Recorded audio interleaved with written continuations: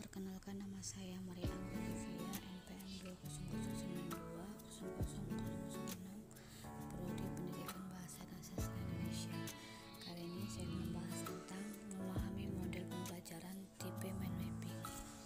Latar belakang peserta didik mengalami kesulitan pada pembelajaran seperti kesulitan dalam memahami atau mengingat, memusatkan perhatian, serta mengulang kembali pembelajaran yang berujung pada rendahnya hasil pembelajaran. Konsep mind mapping asal mulanya diperkenalkan oleh Tony Buzan tahun 1970-an. Teori pendukung. Pertama, teori Piaget. Anak membangun sendiri skemanya serta membangun konsep-konsep melalui pengalaman-pengalamannya. Kedua, teori Vygotsky. Siswa membentuk pengetahuan, yaitu apa yang diketahui siswa bukanlah kopi apa yang mereka temukan di dalam lingkungan, tetapi sebagai hasil dari pikiran dan kegiatan siswa. Ketiga, teori David Ausubel. Belajar dengan hafalan berbeda dengan belajar bermakna. Keempat, teori Jarum Brunner.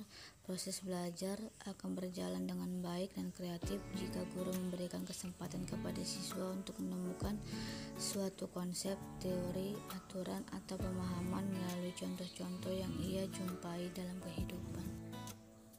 Pengertian mind mapping. Mind, kemampuan berpikir, sedangkan mapping, teknik memetakan. Perbedaan. Catatan biasa hanya berupa tulisan-tulisan saja. Mind mapping berupa tulisan, simbol, dan gambar. Catatan biasa hanya dalam satu warna. Mind mapping berwarna-warni. Catatan biasa untuk mereview ulang memerlukan waktu yang lama. Mind mapping untuk mereview ulang diperlukan waktu yang pendek. Catatan biasa waktu yang diperlukan untuk belajar lebih lama. Mind mapping waktu yang diperlukan untuk belajar lebih cepat dan efektif. Manfaat. Pertama, membantu kemampuan otak untuk berkonsentrasi. Kedua, memungkinkan esensi materi menjadi jelas. Ketiga, secara visual relatif lebih jelas urutan dan informasinya. Keempat, membuat sambungan antar ide-ide agar mudah untuk dilihat. Kelima, meningkatkan daya ingat menjadi long term memory. Keenam, fleksibel. Ketujuh, meningkatkan pemahaman. Kedelapan, menyenangkan. Langkah-langkah penerapan mind mapping. Pertama, mempelajari konsep suatu materi pelajaran. Kedua, menentukan ide-ide pokok. Ketiga, membuat peta pikiran.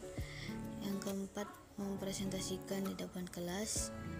Hal-hal yang harus dipersiapkan. Yang pertama, kertas kosong tak berwarna. Kedua, pena atau spidol berwarna-warni. Ketiga, otak dan imajinasi siswa. Yang keempat, buku sumber sebagai salah satu sumber bagi siswa.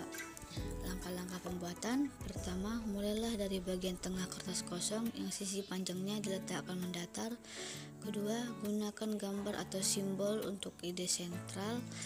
Ketiga, gunakan warna. Keempat, hubungkan cabang-cabang utama ke gambar pusat atau ide pokok.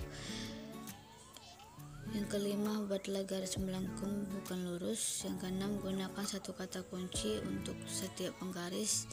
Yang ketujuh, gunakan gambar.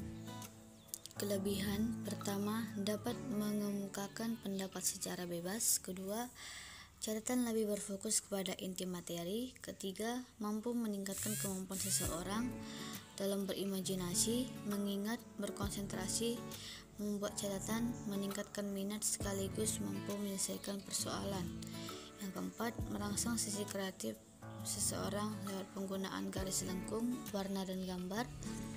Yang kelima, membantu seseorang membuat catatan yang menarik dalam waktu singkat. Yang keenam, pembelajaran terkesan lebih efektif dan efisien. Yang ketujuh, dapat meningkatkan daya kreativitas siswa dan guru. Kekurangan. Yang pertama, hanya siswa yang aktif terlihat.